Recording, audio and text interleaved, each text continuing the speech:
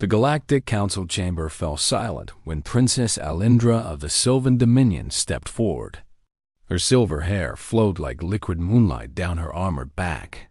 Her pointed ears twitched at every whisper that died in the throats of diplomats from 100 worlds. She was tall, elegant, and deadly. The sword at her hip had not been drawn in 3,000 years. Today, that would change. The Korthax Empire had sent their war fleet to the edge of Sylvan space. They demanded surrender. They demanded tribute. They demanded slaves. The Elven people had lived for 10,000 years in peace.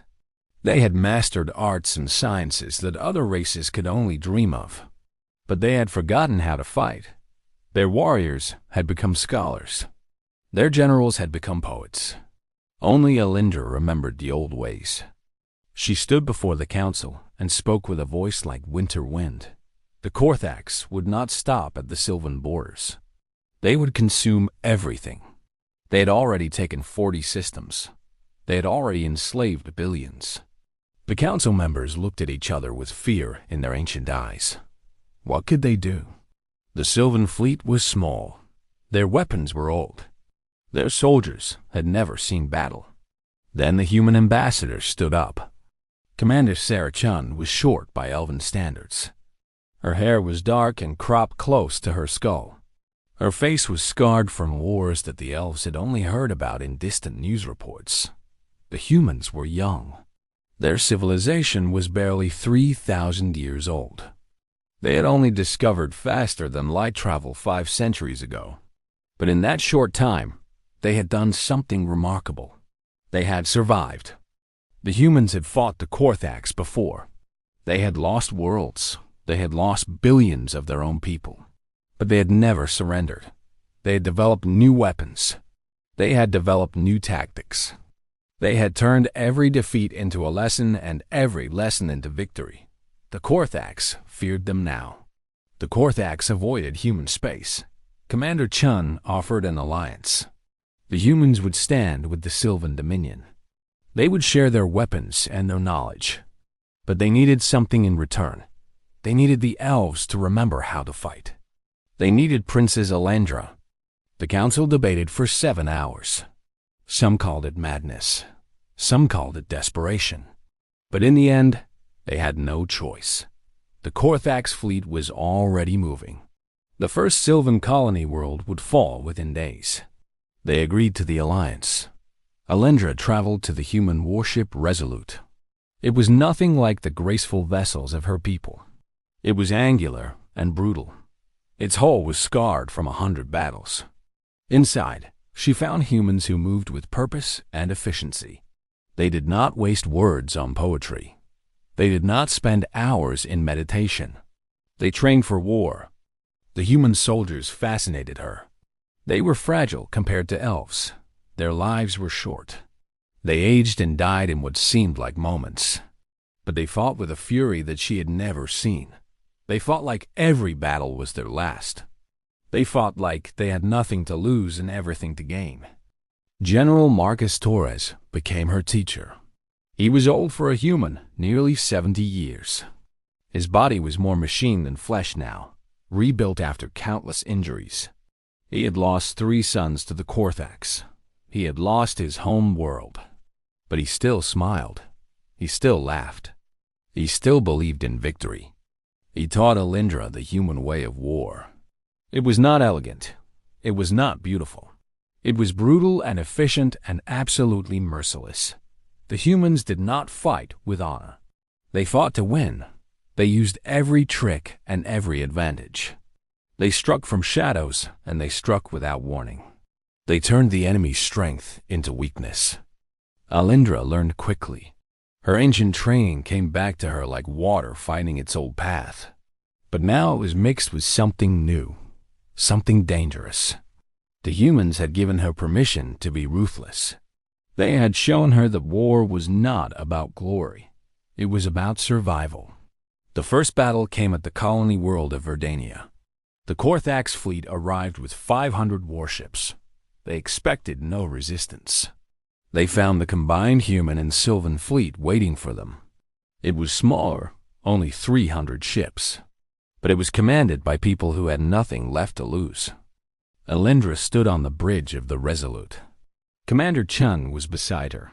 General Torres commanded from the flagship. The battle plan was simple and insane. The humans would draw the Korthax into a trap.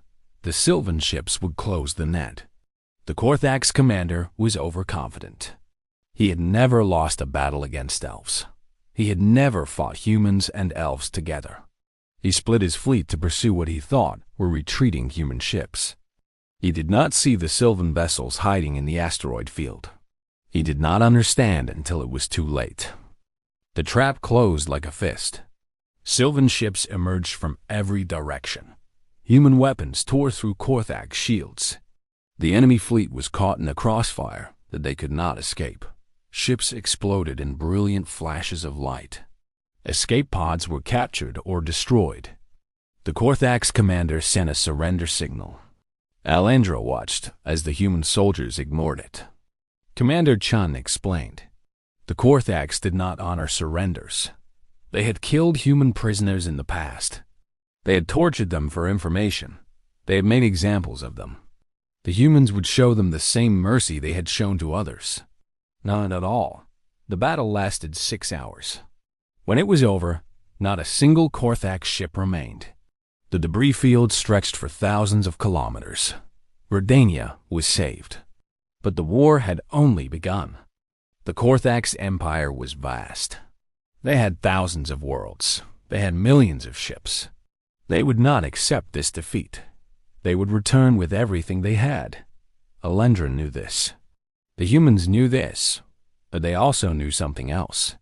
They had proven that the Korthax could be beaten. News of the victory spread across the galaxy. Other races took notice. The Korthax had seemed invincible.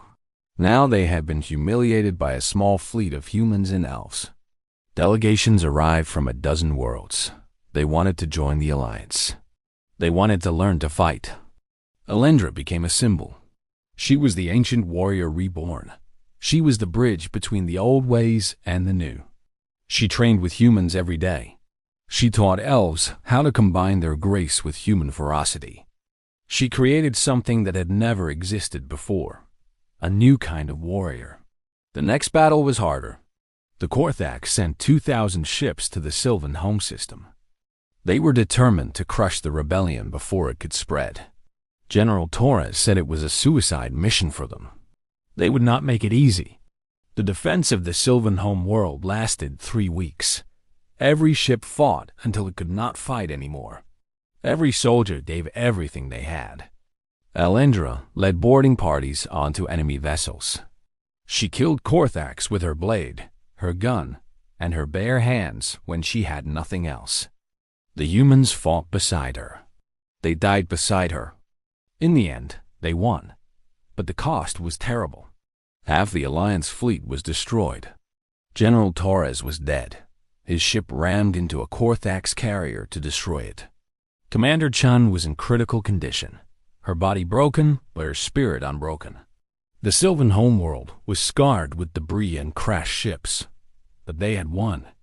The Korthax Empire began to fracture. Their subject races saw weakness. They saw opportunity. Rebellions broke out on 100 worlds. The alliance grew stronger. More races joined. More fleets were built. The tide of the war was turning. Alindra stood in the rebuilt council chamber 5 years after the first battle. She was different now. Her silver hair was cut short in the human style. Her armor was a blend of Sylvan elegance and human practicality. Her sword had been drawn so many times that the blade was worn from use. But her eyes were still ancient. Her wisdom was still vast. She had simply added something new to it. The war was not over. It might never be truly over. The Korthax still held territory. They still had fleets. But they were no longer unstoppable.